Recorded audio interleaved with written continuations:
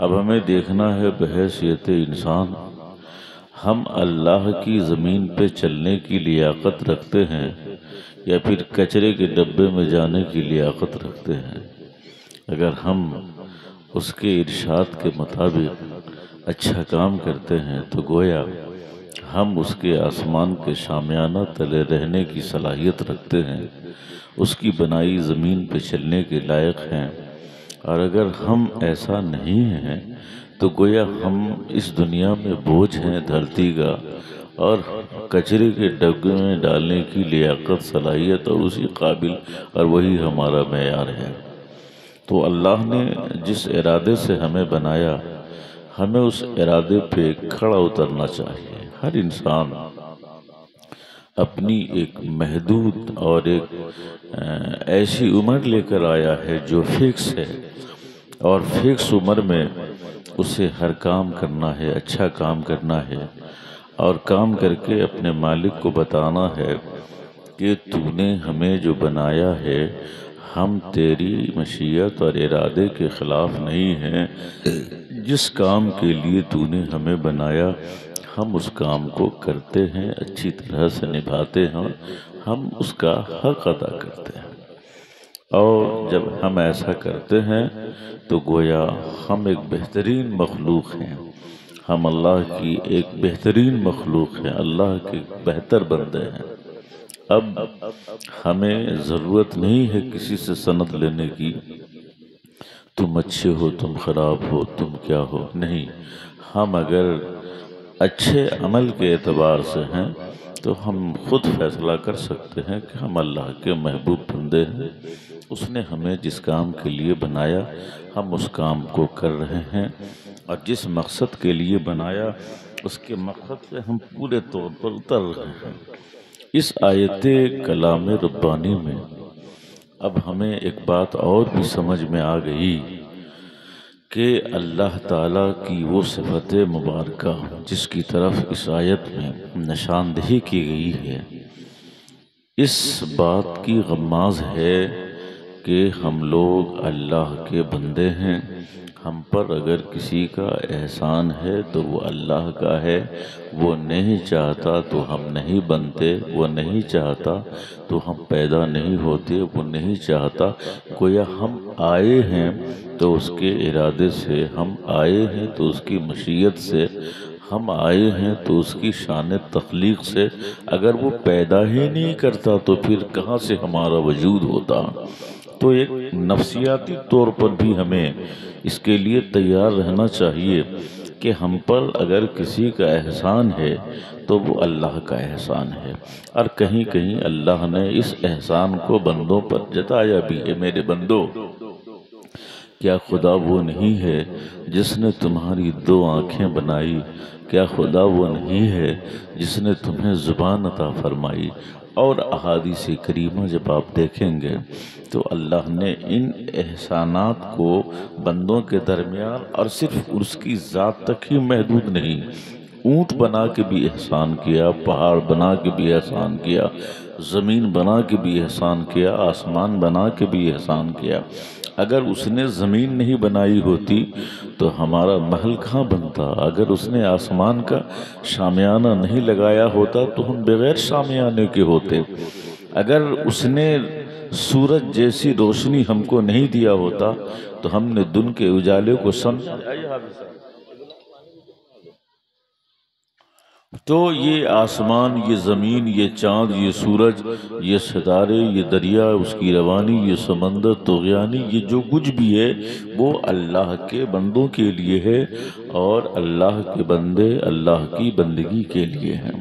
تو ہمیں جب تک زندگی کے یہ قیمتی لمحات میسر آتے ہیں، ہم جب تک زندہ ہیں، اس دھرتی پہ چلتے ہیں، ہمیں اللہ کی عبادت کرنا چاہیے، ہمیں اس کا شکر ادا کرنا چاہیے، ہمیں اس کو سجدہ کرنا چاہیے، ہمیں اس کو رکوع کرنا چاہیے۔ بہت ہنگامہ ہو رہا ہے مولانا۔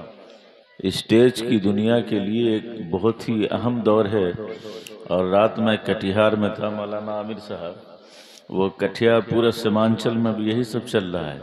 مولانا لوگ جب اسٹیج پہ بیٹھتے ہیں موبائل شروع کرتے ہیں نا تو لوگ دیکھتے ہیں کہ یہ مولوی لوگ خود موبائل کر رہے ہیں، اور ہم لوگ ادھر ادھر کرتے ہیں تو یہ ڈانٹتے رہتے ہیں۔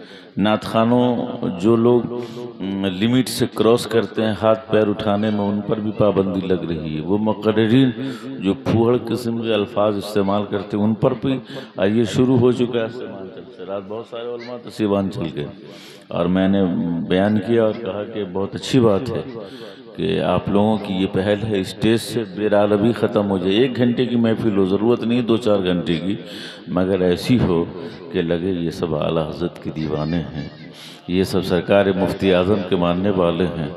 اوباش قسم کا لونڈا چھونڈا نہ نمازی ہے، نہ روزہ رکھتا ہے، نہ دین سمجھتا ہے، وہ ہنگامہ کرتا ہے اور وہ بدتمیزی کرتا ہے جو خلاف ادب معاملات ہیں۔ تو اللہ تعالی ہم لوگوں کو اس طرح کی مجالس میں محبت، ادب اور احترام اور تہذیب کے ساتھ بیٹھنے کی توفیق عطا فرمائے۔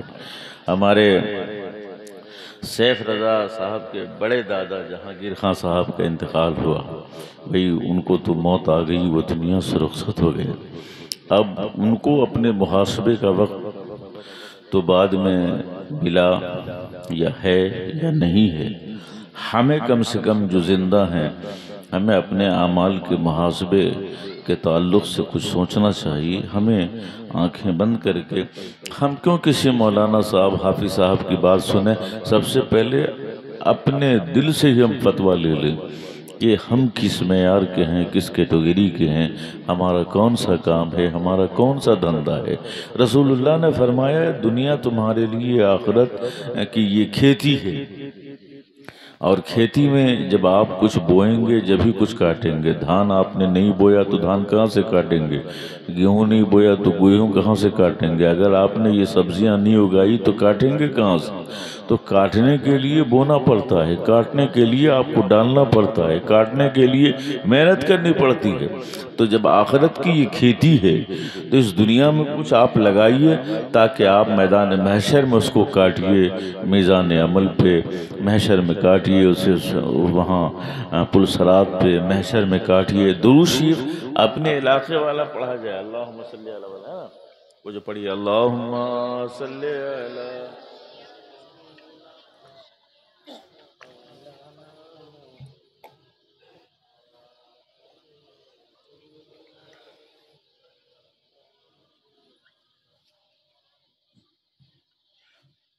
صلی اللہ علیہ نبی المی والہ صلی اللہ علیہ یا رسول اللہ۔ تو آدمی جب اس دنیا میں کھیتی کے لیے آیا ہے تو اسے کھیتی کرنا چاہیے۔ اگر گویا کمانے کے لیے آیا ہے اسے کمانا چاہیے، کمائے گا نہیں تو جمع نہیں ہوگا، اور جب جمع نہیں ہوگا تو اس کے پاس دولت کا ذخیرہ نہیں ہوگا، دولت کا ذخیرہ نہیں ہوگا تو کوئی کام کہاں سے کرے گا۔ اب آپ دنیا کو اپنے اس دنیا کی ہی ایک مثال سے سمجھیے۔ ہم یہاں سے پوپری گئے کمانے کے لیے، دکان کھولا، دکان کھولنے کے بعد ہم نے وہاں بیٹھنے کی کوشش کی، اب ہم نے کپڑا بیچا، زیور بیچا، ہم نے چائے بیچی، مٹھائی بیچی، جو بھی جس تجارت سے لگا ہے وہ بیچا۔ شام میں آئے تو 200-500 روپے کما کر آئے۔ ہمارے بچوں نے پوچھا آپ نے کیا کمایا؟ کہا بیٹا ہم نے یہ کمایا۔ اب بچے کہہ رہے ہیں ہمیں دال لانا ہے، ہمیں چاول لانا ہے، ہمیں سبزی لانا ہے، ڈاکٹر کو دکھلانا ہے۔ ضروریات زندگی کے لیے کمانا ضروری ہے۔ ایک شخص ہے جو صبح میں رسول گنج کوئلی سے اٹھتا ہے، پوپڑی چلا جاتا ہے اور جنکشن پہ بیٹھ جاتا ہے، نہ کماتا ہے نہ دھماتا ہے، نہ پیسہ لیتا ہے، نہ تجارت کرتا ہے، نہ بزنس کرتا ہے۔ شام میں رسول گنج لوٹا، اس کی شریک حیات نے کہا میرے شوہر نامدار آپ کیا کما کے لائے؟ وہ بولے گا میں کمانے کے لیے گیا مگر ہائے افسوس میں نے کوئی نوکری نہیں کی، غلامی نہیں کی، ہم نے کوئی خدمت نہیں کی، کوئی کام نہیں کیا، تجارت نہیں کی، بزنس نہیں کیا، اس لیے خالی ہاتھ آ گئے۔ اب بیوی الگ گالی دے رہی ہے، بچے الگ بے چین ہیں، بچیاں الگ کچھ بول رہی ہیں، کماؤ گے نہیں تو کھاؤ گے کہاں سے؟ لاؤ گے نہیں تو ہماری ضروریات زندگی کی تکمیل کیسے ہوگی؟ بلا شبہ آپ یوں سمجھیں آپ کوئلی میں پیدا ہوئے رسول گنج میں، جب آپ یہاں سے اس کی قبرستان میں پہنچیں گے، قبرستان سے حشر میں جائیں گے، تب حشر میں آپ دیکھیں گے کہ اب وہاں تو ثواب تولا جا رہا ہے، وہاں تو گناہ تولا جا رہا ہے، وہاں تو ثواب تولا جا رہا ہے۔ کسی کے ہاتھ میں نامہ اعمال ہے، کسی کے دائیں میں ہے، کسی کے بائیں میں ہے۔ جس کے بائیں ہاتھ میں نامہ اعمال ہے اس کو لوگ دیکھ رہے ہیں، یہ وہی ہے جس نے کبھی بائیں ہاتھ، جس نے کبھی کام نہیں کیا، جس نے کبھی دھندا نہیں کیا، جس نے دولت رہتے ہوئے حج نہیں کیا، جس نے صحت رہتے ہوئے رمضان کا روزہ نہیں رکھا، جس نے مال رہتے ہوئے زکوٰۃ نہیں دی، جس نے اب صحت رہتے ہوئے نماز نہیں پڑھی، اللہ کو سجدہ نہیں کیا، اس کو رکوع نہیں کیا، گویا یہ اتنا بڑا ناکارہ ہے کہ کوئی کام دھندا نہیں کیا۔ اور جب کام دھندا نہیں کیا تو وہاں پر آپ کا نامہ اعمال آپ کو ہلکا دکھے گا۔ آپ کے نامہ اعمال میں پیش کر غافل اگر کوئی عمل دفتر میں ہے، آپ کے دفتر عمل میں کچھ نہیں ہوگا۔ جب کچھ نہیں ہوگا تو آپ کا میزان عمل بالکل ہلکا ہوگا۔ آپ کے میزان عمل میں، آپ کے دفتر عمل میں کوئی نیکی نہیں ہوگی تو آپ اس وقت ہاتھ ملتے رہیں گے، آپ اس وقت کف افسوس ملتے رہیں گے، اے افسوس کہ میں نے وہاں کچھ کمایا ہوتا۔ یہاں کمائی کیا ہے؟ کمائی یہ ہے کہ جب بندہ پیدا ہوا تو تہذیب کے دائرے میں اس کی پرورش کی جائے، جب بلوغ کی منزل میں قدم رکھا تو اب اس کو اسلامی احکامات سے روشناس کرایا جائے۔ 7 سال سے شروع کر دیا جائے، بیٹا فجر کی نماز پڑھ، بیٹا ظہر کی نماز پڑھ، عصر کی نماز پڑھ۔ جب 10 سال کا ہو جائے، مانے نہیں تو اس کی پٹائی کی جائے، بیٹا نماز ضروری ہے، یہ اللہ کی عبادت ہے۔ یہ کمائی وہی ہے جو آدمی یوم ینظر المرء ما قدمت یداہ، آدمی جو اس کو بھیجے گا وہی دیکھے گا۔ اور جب آپ نے کچھ بھیجا تو ٹھیک ہے، اور جب نہیں بھیجا تو آپ کا انجام بالکل اچھا ہونے والا نہیں ہے۔ دنیا جب آخرت کی کھیتی ہے تو ہمیں کمانا ہوگا، ہمیں دولت اکٹھا کرنا ہوگی۔ ارے آپ ہندوستان میں جی رہے ہیں، اپنے یہاں جی رہے ہیں، جینے کے لیے آپ کو کچھ کمانا ہوگا۔ کمائیں گے نہیں تو آپ کوئلی میں مکان نہیں بنائیں گے، رسول گنج میں سڑک کے کنارے زمین نہیں لیں گے۔ لیکن جو لوگ کماتا ہے وہ پوپری میں بھی لیتا ہے، ممبئی میں بھی لیتا ہے، کولکاتہ میں بھی لیتا ہے، بنگلورو میں بھی لیتا ہے، پٹنہ میں بھی لیتا ہے، مظفر پور میں بھی لیتا ہے۔ کیوں لیتا ہے؟ اس لیے کہ اس نے کمائی ہے، اس لیے کہ اس نے تجارت کی ہے، اس لیے کہ اس نے بزنس کیا ہے۔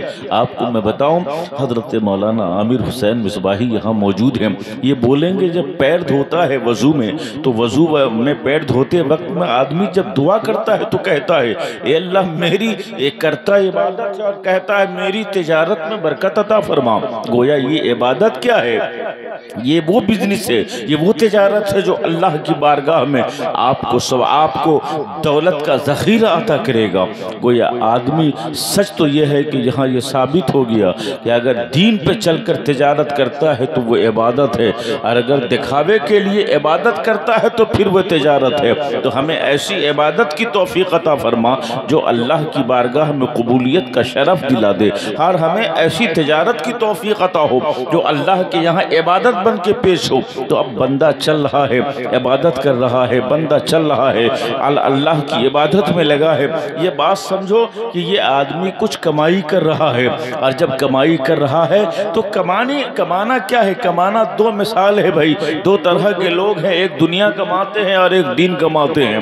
جو دنیا کماتے ہیں وہ لکھ پتی کہلاتے ہیں، جو دنیا کماتے ہیں وہ کروڑ پتی کہلاتے ہیں، جو دنیا کماتے ہیں وہ ارب پتی کھرب پتی کہلاتے ہیں، جو دنیا کماتے ہیں سیٹ کہلاتے ہیں، اور جو دین کماتا ہے وہی تو تاج الشریعہ کہلاتا ہے، جو دین کماتا ہے وہی مفتی اعظم کہلاتا ہے، جو دین کماتا ہے وہی اعلیٰ حضرت بریلوی کہلاتا ہے، اور اسی میں جو بڑا ہو گیا، جو ارب پتی ہے اسی کو تو خواجہ معین کہتے ہیں، جو کھرب پتی ہے اسی کو تو غوث اعظم کہتے ہیں، جو خرب پتی ہے وہی تو صحابہ ہیں۔ گویا دین دار الگ ہے، دنیا دار الگ ہے۔ آج بھی لوگ چلتے ہیں کمانے کے لیے، رائے پور گئے